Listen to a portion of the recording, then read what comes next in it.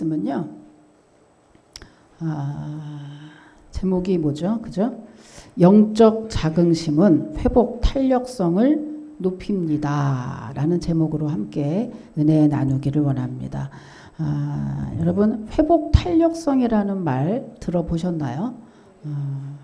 회복 탄력성이란 크고 작은 역경과 그 고난, 어려움 등들 만나죠. 그죠?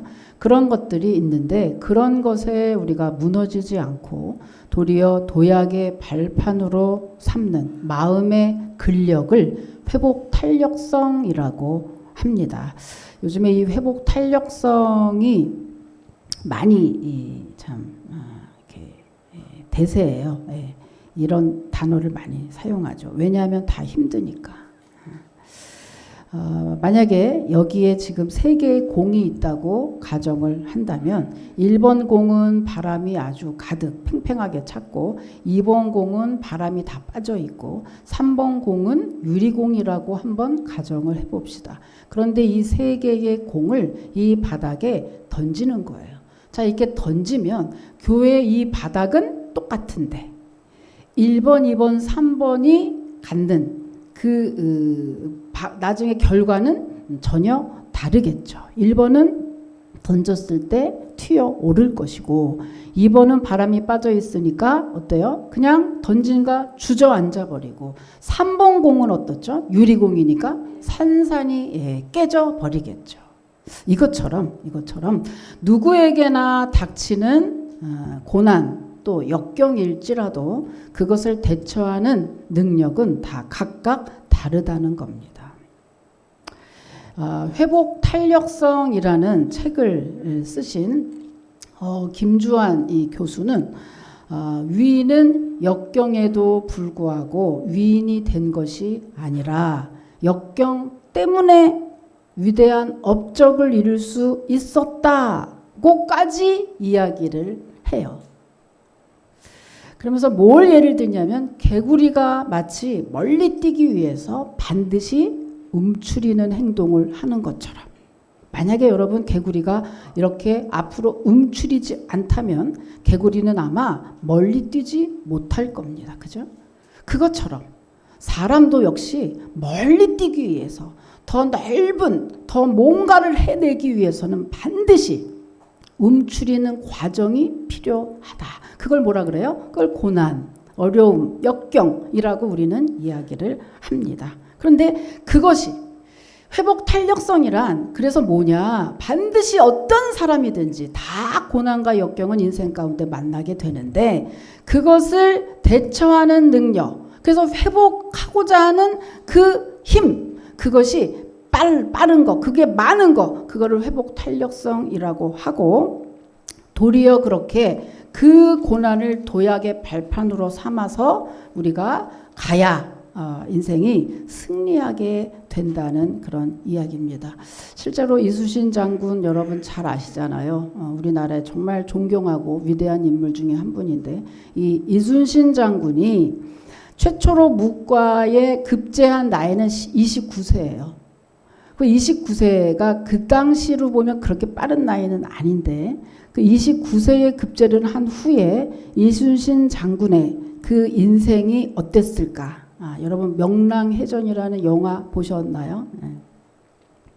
정말 순탄하지 않았습니다. 이순신 장군 순탄하지 않았어요. 그래서 건강 문제, 가족 문제, 그 다음에 뭐 동료들의 어떤 시기와 질투 때문에 이순신 장군은 거의 재기가 불가능할 정도의 그런 위기를 만나고 그 위기와 고난이 훨씬 길었어요. 근데 이순신 장군은 거기에 굴하지 않았다는 거예요. 굴하지 않고 도리어 그 역경을 이겨내서 그 역경을 이기고 그래서 우리들이 아는 유명한 대사가 있잖아요. 그죠? 뭐예요?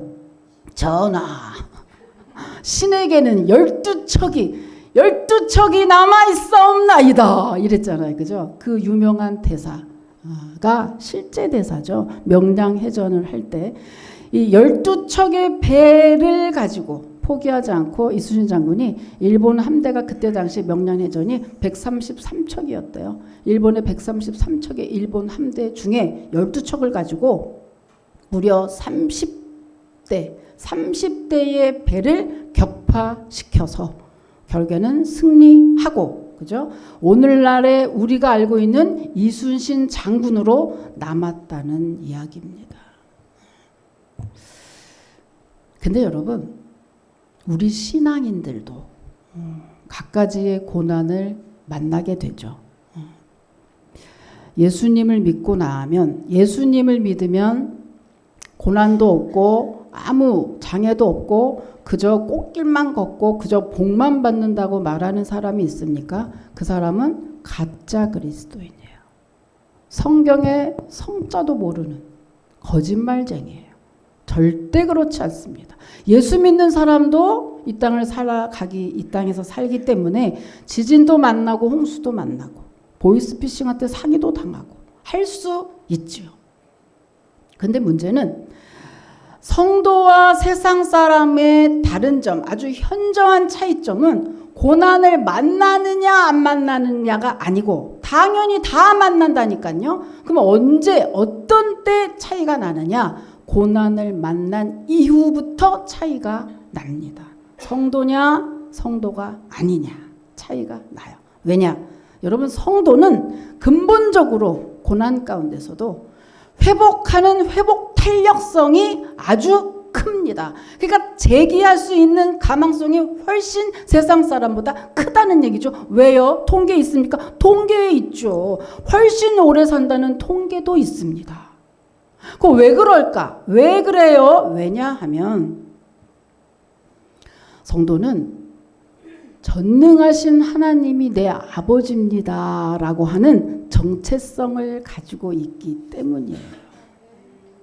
여러분, 이 정체성이 뭐죠? 정체성이라는 말도 많이 쓰는데 이 정체성은 뭡니까? 변하지 않는, 나는 누군가, 나는 어디서부터 왔고 뭐라는 사람이고 어디서 왔다, 나는 어떤 사람이다 라고 하는 변하지 않는 자기 존재, 그 존재를 깨닫는 것을 정체성이라고 해요. 정체성.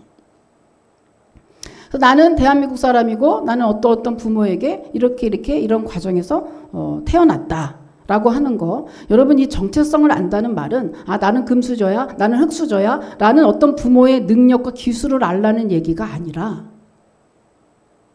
나는 어떤 과정에 어디서 왔고 어떤 과정에서 내가 태어나게 됐다라고 하는, 여러분, 그 사실 굉장히 중요하거든요. 이 정체성 그리고 소속감, 이런 게 사람에게 굉장히 중요해요. 왜냐하면 사람은 내가 누군가의 사랑을 받고 있다라고 하는, 그리고 내가 참 중요한 존재구나, 나는 참 의미 있는 존재구나 라는 그 자체만으로 우리가 굉장히 위로를 받는다는 얘기예요. 굉장한 위로와 안정감을 얻게 된다는 거예요. 그 사실이. 그래서 정체성. 그래서 입양 가고 막 그래도 끝끝내 자기 부모를 찾아보고 하는 이유는요. 그래서이죠. 자기 뿌리를 찾는 걸 왜 찾냐? 바로 이 부분이죠. 내가 어떤 존재냐? 이것을 안다는 거, 이 자체가 내가 어떤 어려움이나 어떤 상황에서도 일어날 수 있는 힘이 되기 때문이에요. 그래서 정체성을 안다는 건 참 중요한 얘기인데 우리 성도는 어떻죠? 우리 성도는 전능하시고 온 우주를 창조하시고 지금도 그 주님의 섭리하에, 그죠? 모든 나라와 사건 사고가 다 주님의 주관 하에 일어날 만큼 전능하신 하나님이 바로 뭐예요? 내 아버지가 되신다.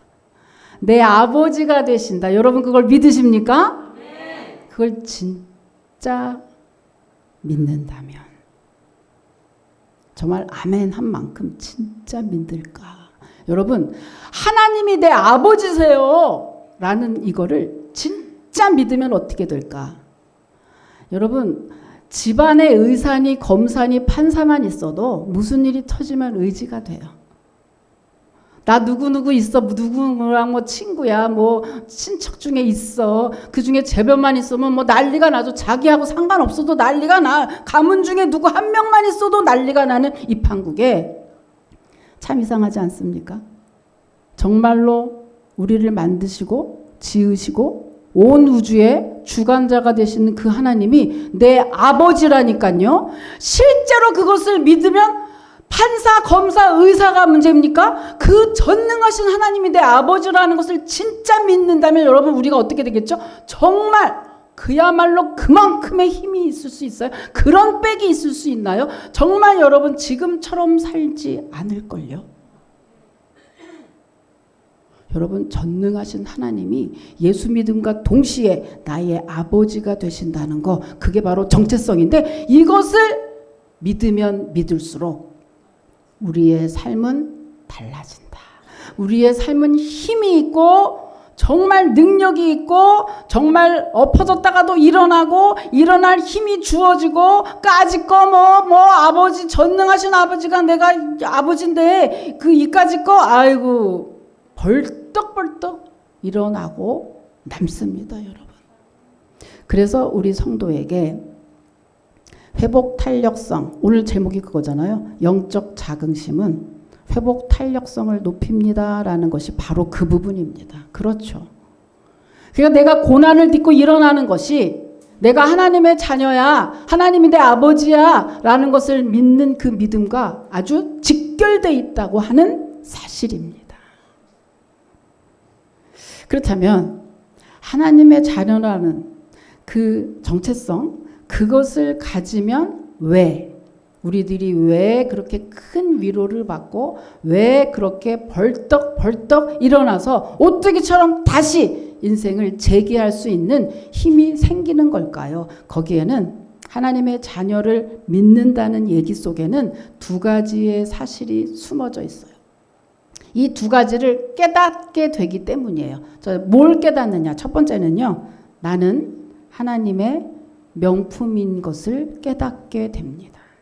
내가 하나님의 자녀라, 아버지, 전능하신 하나님이 내 아버지다라고 하는 이 말을 믿는다는 말은 첫 번째 뭐예요? 내가 하나님의 명품이다라는 것을 깨닫게 되는 것이다, 이런 얘기예요.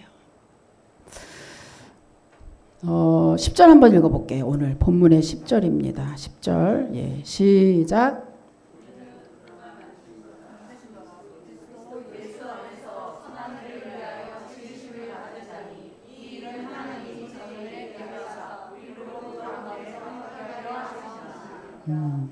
또다시 읽으려고 그랬더니 뒤에서 아주 눈치를 채고 아주 세게 읽네. 내가 아주 다시 하려고 그랬더니 아주 눈치가 아주 빠르시네. 자, 10절 읽었잖아요. 그죠? 자, 첫 번째, 나는 하나님의 명품입니다. 10절 읽으니까 뭐라고 써 있냐면은 여기서 하나님이 우리를 만드셨다 이렇게 써 있어요. 만드셨다. 이거는 핸디워크. 그래서 핸디워크는 뭐예요? 우리가 수공예, 사람들이 장인이 만든 걸 뭐라 그래요? 핸드메이드라고 하잖아요. 그러니까 곧 나는 핸드메이드 바이 갓, 하나님이다 이거예요. 하나님이 나를 만드셨습니다. 이런 얘기잖아요. 그러니까 뭐예요? 장인이 뭘 만들 때 거기에 왜 비쌉니까? 핸드메이드가 왜 비싸냐 하면 그냥 상품은 따다다다다 기계들이 하지만 핸드메이드는 어때요? 그 장인이 한 땀 한 땀, 한 올 한 올 자기와 사랑과 영혼을 다 부어서 만들기 때문에 핸드메이드는 비싼 거거든요. 다시 말하면 하나님이 나를 그렇게 사랑과 각게 정말 하나님의 온 정성을 다 기울여서 만드신 바로 하나님의 명품, 걸작품이 바로 나라는 사실입니다. 여러분 정말로 믿으시길 축복합니다. 그러니 내 자신이 명품인데 또다시 명품을 못 입는다고 뭘 그렇게 억울합니까? 3만 얼마, 4만 얼마, 얼마나 멋있어. 필요 없는 거 아니에요. 그거 좀 있으면 썩고 그러고 좋잖아요. 매년 뭐 계속 버리고 또 사고 얼마나 좋아. 명품만 몇백. 그거 힘들어. 내가 옷을 섬겨.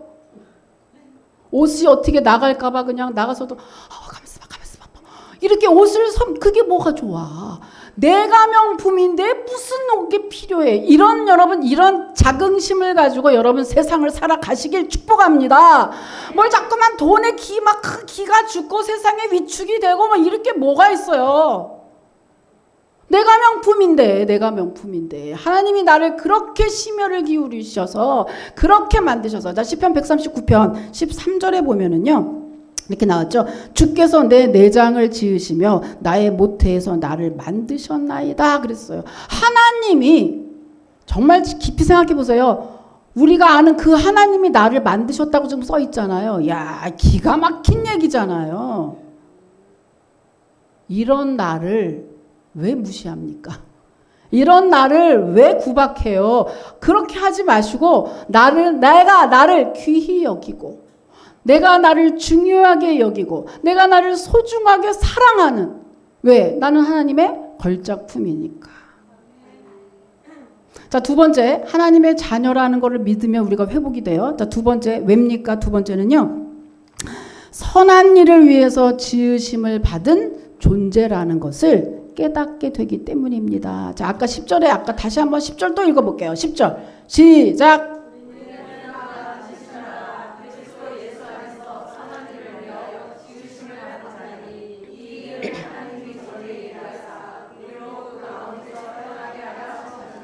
네, 아멘. 선한 일을 위해서. 여러분, 이 땅에 있는 여러 가지의 모든 물품은 다 목적이 있어서 만들어졌습니다. 우리 사람도 마찬가지예요. 하나님이 아무 의미 없이 그냥 만든 게 아니고 우리 한 사람 한 사람 다 하나님의 목적대로 만들어졌어요. 그러면 그 목적이 오늘 뭐라는 거예요? 성경에 선한 일을 하기 위해서. 자, 그러면 선한 일은 과연 뭘까? 선한 일이 뭘까? 여러분, 디도서 2장 14절에 보면 나와 있습니다. 한번 읽어보십시오. 시작.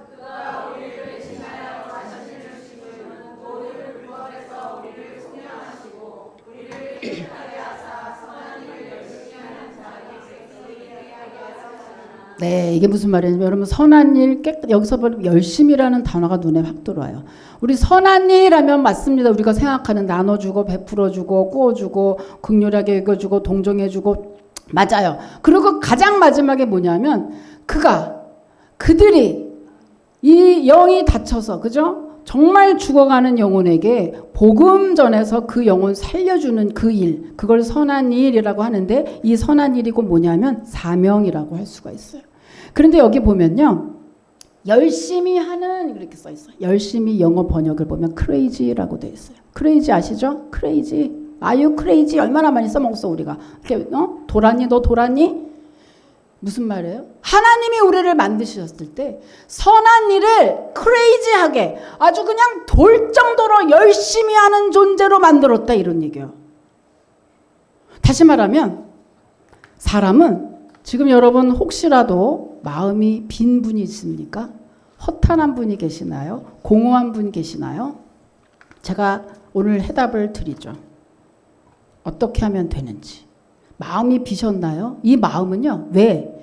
여러분 우리가 선한 일을 열심히 하게끔 지어졌기 때문에 그러니까 선한 일을 막 미치도록 하는 존재로 지어졌기 때문에 우리가 정말 선한 일을 열심히 하면 할수록 우리는 만족이 있고 흡족이 있고 정말 행복한 인생으로 느껴진다고 하는 겁니다. 그러니까 우리가 사명 같은 거 굳이 몰라도 여러분 어떠세요? 매번 이렇게 있을 때 사랑 받는 것보다 사랑 주는 게 더 행복하다고 얘기하지만 여러분 사랑도 어때요? 누군가를 사랑할 때 아니면 누군가를 정말 섬겨서 헌신하고 섬기고 이렇게 할 때 여러분 우리 안에 뭐가 있냐? 봉사하고 그럴 때 어때요? 뿌듯합니다. 뿌듯하면서 대견하면서 어때요?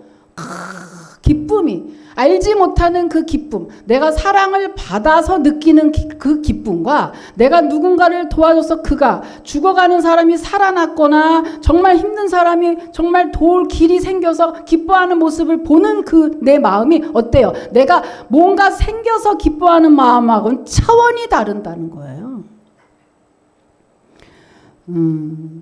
그래서 목자가 되는 거죠. 여러분 목자는 여러분 뭐가 제일 기쁘세요? 그러면 여러분이 잘 되는 거. 한 사람 한 사람 복음을 모르는 분이 왔다가 복음을 듣고 예수 믿고 변화가 되고 예수님으로 인해서 풍성해지고 아팠던 게 다 고침을 받고 막 이러면서 주님께 영광 돌리는 그 모습을 볼 때 보람을 느껴요. 근데 이거를 보면서 우리가 아하, 뭐예요? 가장 하나님의 목적대로 쓰임을 받을 때 그것은 가장 아름다운 거예요. 예를 들어서 이 컵이 있는데 이 컵이 다 조각이 나서 이 컵이 한쪽이 이렇게 깨졌거나 이러면 이 컵은 컵의 그 기능을 하지 못합니다. 이 컵은 물을 담는 게 그의 목적이고 이 목적대로 쓰임을 받을 때 이 컵이 가장 칭찬을 받고 아름다워 보이는 것처럼 우리 사람은 선한 일을 하기 위해서 지음을 받았기 때문에 그 일을 할 때 그렇게 사명을 감당하는 삶을 살 때 우리 안에 가장 만족이 있고 가장 행복함을 느끼게 된다. 그런즉 구멍이 있는데 거기에 아무리 사랑으로 아무리 돈으로 명예로 성공으로 세상 걸로 계속해서 채우려고 한들 여기는 계속해서 비어 있을 것이다. 여기는 뭘로 채워야 돼요? 하나님의 선한 일, 곧 주 안에서 주님이 원하시는 그 사명을 감당할 때 우리 안에 비어진 것들은 다 채워지게 된다는 것입니다. 여러분 믿으시길 축복합니다. 뿐만 아니라 이렇게 선한 일을 지으심을 받았다고 하는 것을 깨달으면 마음만 흡족한 게 아니라 실제 우리 삶에도 역사가 나타나요. 어떤 역사냐? 자, 마태복음 6장 31절부터 33절까지입니다. 우리들이 가장 관심 있는 구절이죠. 매일매일 관심 있는 구절이에요. 이 구절이 마음에 와 닿을 거예요. 자, 31절부터 33절까지 여러분이 읽어보십시오. 시작.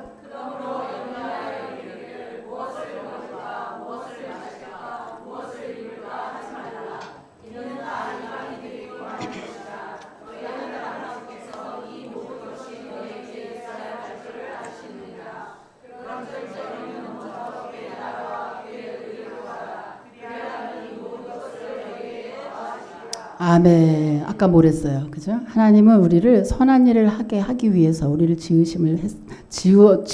지으셨어. 만드셨어요. 그럼 이제 우리가 항상 우리들의 입이 나오는 게 뭐냐면 하나님, 그러면 먹고 사는 건요? 항상 그걸 물어보는데 답이 써 있죠? 내가 중요한 건 거예요. 네가 먹고 살아야 되는 거 내가 아느니라 써 있어요. 알아. 근데 네가 노력한다고 그게 다 채워지든 네가 열심히 한다 그래서 그게 다 채워졌든 아니지. 성도는 세상 사람과 다른 게 있다 이거예요. 뭐예요? 내가 뭘 먹을까 입을까 네가 염려해서 네가 구하는 게 아니고 그 나라와 그 의를 먼저 구하면 이게 아까 같은 말이에요. 하나님이 지으신 목적대로 선한 일을 계속 그 사명을 감당하는 삶을 살면 그 모든 것을 너에게 더해준다는 주님의 약속입니다, 여러분. 그런즉 성도가 자기가 먹고 살려고 애를 쓰는 거는 정말 힘든 일이에요.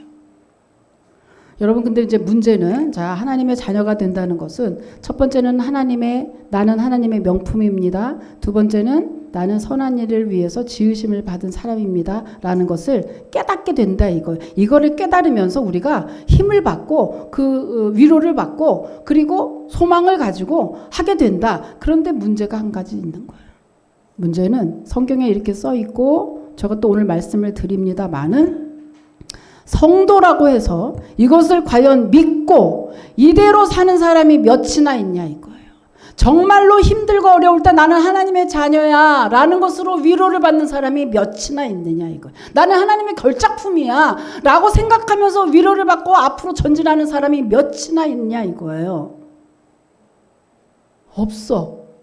성경에는 있고 성경 사상은 그런데 많이 없다. 왜 그럴까? 신앙생활 10년, 20년 하고 그랬는데도 왜 그럴까? 왜 우리는 이것으로 위로를 받지 못하는 걸까? 왜냐하면요. 바로 늘 우리를 걸고 넘어지는 원수 사탄 마귀 때문입니다. 이 원수 사탄 마귀는요. 언제나 우리를 하나님과의 거리를 멀게 하고 우리를 멸망 가운데 끌고 가는 존재죠. 근데 이 원수 마귀가 아담과 하와에게 선악과를 따먹고 잡고 먹으라고. 그래서 그 선악과를 먹은 이후에 우리 모든 인간은 그 원수 사탄 마귀의 그 영향권 안에서 시달리게 된 거예요.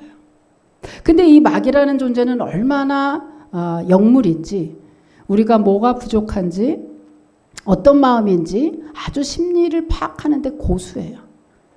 우리 마음속을 아주 꿰뚫어 봐요. 우리가 가지고 있는 불만, 욕망, 욕심, 뭐 이런 것들을 다 꿰뚫어 보고 이것 가지고 우리를 공략합니다. 그리고 언제나 우리 사람은 하나님의 어떠한 말씀보다는 그 사탄의 말을 먼저 듣는 것이 우리의 본능이거든요. 그렇기 때문에 뭐예요? 하나님이 이렇게 우리를 사랑하시고 이렇게 우리에게 정말 작품으로서 하나님이 모든 복을 주시길 원한다는 그 사실을 우리는 성경을 보면서도 믿지 않고 여지없이 세상 사람처럼 방황하고 갈등하면서 산다 이거죠. 지금도 우리 원수 마귀는 계속적으로 우리들을 공격하고 있습니다만은 그 결과 우리가 내가 얼마나 귀한 존재인지를 인식하지 못해서 우리들이 자신감 없이 확신 없이 이렇게 이 땅을 살아가는 겁니다. 어찌 보면 성도나 비성도나 사는 게 굳이 다르지 않은 것처럼 그렇게 살아가게 된다는 거예요. 왜? 원수 마귀 때문에. 여러분 이제 이것이 진짜 너무나 진짜 있는 일이라는 것을 제가 증거 자료를 한번 보여드릴게요. 제자 국제 크리스찬 학교 대안학교입니다. 대안학교는 교육부의 주관함을 받지 않죠. 자기 나름대로의 커리큘럼으로 하는 학교인데 2012년 개교한 기독교 국제학교예요. 여기에 교장은 전희경 교장인데요. 이 학교가 이렇게 그 초점 그 뭐라 그러지 이렇게 스포트라이트를 받는 그 이유는 이 학교가 전교생이 84명이고 교사는 30명인데 이 학교 전원 미국 명문대를 전원 합격하는 일이 생겨서 스포트라이트를 받고 있거든요. 그러게 저도 보내고 싶더라고요. 이 학교. 와서 오늘 우리가 이걸 볼 때 뭘 보느냐. 이 사람의 승리, 정말 내가 누구라고 하는 정체성에서 그거 붙잡고 승리했다라는 거. 두 번째는 정말 나를 방해하는 원수 마귀가 있다는 거. 정말 있다는 것을 여러분 이 사람의 간증을 통해서 다시 한번 확인하시기를 바랍니다. 자, 보시죠. 그때부터 내 꿈은 사무가 되는 거였어요. 네. 초등학교 5학년 때 제가 몸이 좀 안 좋았어요. 의사 선생님이 걷기가 좀 어려울 것 같다. 그렇게 이제 얘기를 했을 때 어릴 때부터 교회에서 자라면서 그 물이 변해서 포도주가 되고 안전뱅이를 일으키시고 막 이런 하나님 말씀을 주일학교 선생님들 통해서 이제 계속 들어왔잖아요. 의사 선생님이 그 얘기를 할 때까지만 해도 그게 안 믿어졌어요. 예수님은 하실 수 있겠다.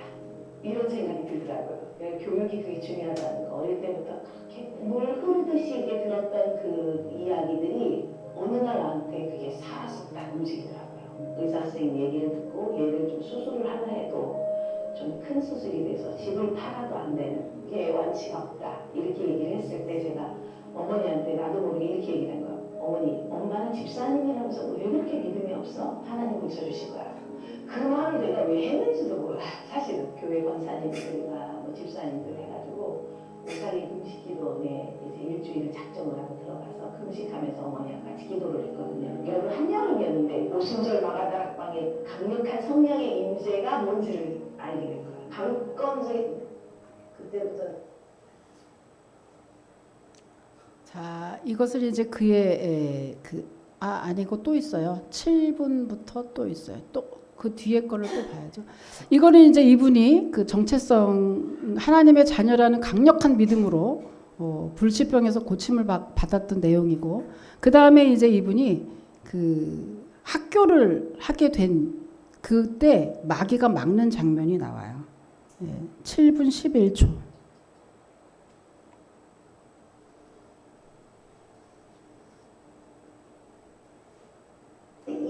요 땅을 딱 계약을 하고 난 그날 저녁에 금요기도회인가 기도회가 있었는데 기도회 도중에 내가 1년 전에 전도한 이 자매가 으악 하고 쓰러진 거예요. 혀를 쭉 내미는데 저는 진짜 깜짝 놀라서 혀가 이렇게 빠지대요. 빡빡한 혀가 이렇게 나오더니 이 온몸이 꼬이고 눈이 돌아가서 흰자위밖에 안 보여. 그리고 막 개성을 지금 엑소시트 같은 그런 현상이 일어난 거예요. 근데 그게 자매가 그런 거예요. 자기는 1년 전에 대장에게 파송되어서 이 교회로 들어왔다. 교회들을 데리고 온 이유는 여기서 학교를 세울 거다.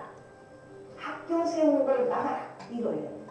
이게 미션이 그거예요. 그래서 나는 학교를 그때 1년 전에 세울 생각이 전혀 없었어요. 막 그런데 실패했단 거야. 이거 계약밖에 안 했는데 단돈 50만 원 주고 그날 가계약하고 온 게 난데 실패했다는 거예요. 이를 바득바득 깔면서 난 대장한테 가면 이제 죽었다.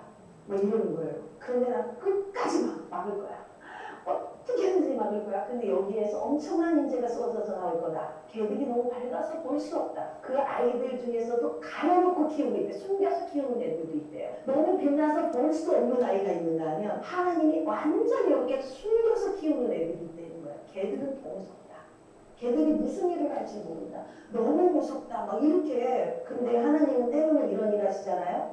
사람이 무지하면 나귀의 입을 통해서도 하나님은 하나님의 일을 예언해 주시기도 하잖아요. 저는 그때 믿었어요. 그걸. 하나님의 말씀으로 그냥 받아들였어요.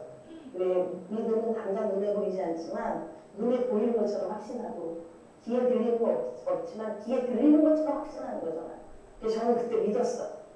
하나님 쓰시고자 하는 인재가 여기 있구나. 그래서 어떤 순간 어떤 것이 온다 할지라도 반드시 기록학교를 세워야 한다. 그런 확신이 들었죠. 그래서 밀어붙였죠. 2012년 3월 공장이었던 건물에 됐습니다. 고수가 바뀌고 그래서 이 학교가 서게 됐다. 자, 이걸 보면 어때요? 내가 학교를 할 생각도 없었는데 마귀는 미리 알고 왔고 그 과정이 어때요? 너무나 힘든 과정 속에서도 하나님은 이미 계획이 있으셨고 그러니 우리가 지금 고난의 길을 갑니까? 이 고난의 이 끝이 무엇인지 우리는 알아야 돼요. 이 고난을 무조건 피하고 미워할 것만 아니라 우리는 바로 조금 있다가 만날 그 축복의 가운데에 있는 건지도 모르기 때문에 아니 모르는 게 아니고 성도는 반드시 그러하죠. 그러니까 더 많은 고난과 더 많은 역경이 있는 거죠. 막으려고.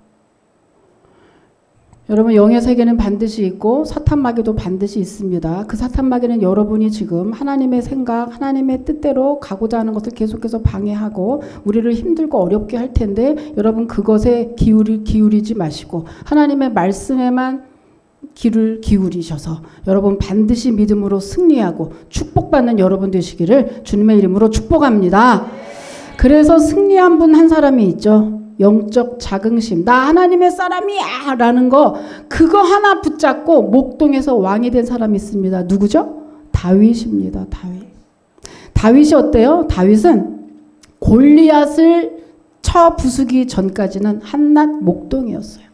목동이었던 다윗이 어느 날 어머니가 형들 전투에 참여하고 있는 형들에게 도시락 싸다 주라 그래서 도시락 갖다 줬다가 그 기괴한 장면을 목격하게 되죠. 그래서 어때요? 블레셋이라는 나라의 그 적장 앞에서 거인 골리앗이 나와서 야 너희들 나와봐 할 때 그 이스라엘 자기 민족의 그 군사들이 사시나물 떨듯이 아무것도 하지 못하고 있는 것을 딱 다윗이 목격합니다. 그러면서 다윗이 뭐죠? 그 다윗이 뭐 때문에 분노했냐면 어떻게 하나님의 백성이 저 할례 없는 하나님도 모르는 저 백성한테 지고 있느냐. 이게 너무 분했죠. 그래서 다윗이 어때요? 칼이 아닌 내가 늘 가지고 다니던 물맷돌 5개를 꺼내 들었어요. 하나님의 백성이라는 하나님의 자녀라는 그 믿음이 현실을 마비시킨 거예요. 이성을 마비시킨 거예요. 저 사람이 나의 2배가 됐든 저 사람은 무기를 잘 다루고 있든 저 사람은 갑옷을 다 입었든 그런 현실적인 사고는 다 멈춰졌어요. 오직 하나님이 하시면 합니다라는 그 믿음만으로 5개 던졌죠. 그리고 골리앗은 그 돌에 맞아서 그날 전쟁은 완전 완승을 이루게 됩니다. 여러분, 이게 만약에 믿음이 없이 다윗이 그렇게 돌을 던졌다면 그런 바보가 어디 있어요? 그런 어리석은 게 어디 있어요? 그렇게 무식한 사람이 어디 있어요? 그런데 다윗은 물맷돌 5개를 던졌어. 그런데 다윗은 그 행위를 믿음의 행위라고 합니다. 왜요? 전능하신 하나님을 믿는 믿음으로 했기 때문입니다, 여러분. 여러분, 우리 성도들이 착각하는 게 한 가지가 있어요. 우리 이 세상에서 정말 성공하려면 세상 사람처럼 약삭 빠르고 재빠르고 로비하고 세상의 방법대로 해야 성공할 수 있다고 생각합니다. 그러나 절대 그렇지 않습니다. 우리는 이 땅에 살고 있지만 하나님 백성이에요. 천국 백성이에요. 우리는 하나님께 속한 정체성을 가지고 있는 사람들이라 우리는 세상 사람이 먹지 않는 다른 양식이 있어요. 우리는 세상 사람들이 갖고 있지 않은 다른 무기를 가지고 싸워야 되는 거예요. 뭡니까? 사람이 먹지 않은 다른 양식이 뭐죠? 바로 하나님의 말씀이잖아요. 하나님의 말씀으로 우리들은 살고 있는 사람들이고요. 무기는 뭡니까? 저들은 세상에 여러 가지 스펙, 그거 없으면 굶어 죽고 그거 없으면 난리가 난 것처럼 하지만 여러분, 그 와중에도 하나님의 백성들은 정말로 잘 살아내고 있습니다. 왜요? 우리의 무기는 바로 하나님의 말씀이요 기도기 때문에 더불어서 뭐예요? 나는 하나님의 백성이야. 하나님이 내 아버지야. 라는 그 강력한 믿음. 나는 하나님 나라에 속한 사람이야. 라는 정체성. 이 정체성이 나는 세상 사람과 달라라고 하는 자긍심을 키우게 되고, 여러분, 자존감 있는 사람, 자신감 있는 사람은 그 누구도 여러분 돈으로도 뭘로도 누르지 못한다는 것입니다. 여러분, 누굴 눌러요? 돈 없어 어쩔래? 이거 35,000원짜리 어쩔래? 전혀. 기가 왜 죽습니까? 기가 왜 죽어요? 절대로 그렇지 않다. 저는 이날 이때껏 살면서 기 죽은 적이 없어요. 하나님의 백성, 나 하나님의 백성이야. 여러분, 사랑하는 여러분, 세상살이 하느라 많이 힘드시죠? 얼마나 지치십니까? 많이 생각해요, 여러분을. 한 주간 동안 이렇게 많이 생각합니다, 여러분. 나도 힘든데 우리 성도들은 얼마나 더 힘들까? 그죠? 나는 나만의 세계에서 하나님 안에서 여기서만 하는데 저들은 나가서 세상과 직접 싸워야 되니까 얼마나 힘들까? 근데 여러분, 오늘 말씀을 통해서 여러분 힘내십시오. 적어도 우리는 나를 죄에서 구원하시고, 그죠? 목숨 버려서 나를 구원하시려고 십자가에 못 박혀서 돌아가시고 3일 만에 부활하심으로 오직 나를 위해서 죽으시고 살아나신 그 예수님이, 내가 예수님, 나 하나님의 자녀야, 나 그리스도인이야, 나 그리스도께 속했어 라고 하는 그런 하나님을 믿는 정체성만 굳게 붙잡고 있는 성도라면 하나님이 그 성도를 어떻게 책임져요? 지금부터 영원까지 그를 책임져 주신다는 것을 여러분 정말 단 1%도 여러분 의심하지 마시고 완전히 여러분 믿으시기를, 그래서 꼭 한 주간 또 승리하시고 울지 말고 여러분 꼭 믿음으로 기쁨으로 일주일간 잘 살아내시기를 주님의 이름으로 축복합니다. 하나님 감사합니다.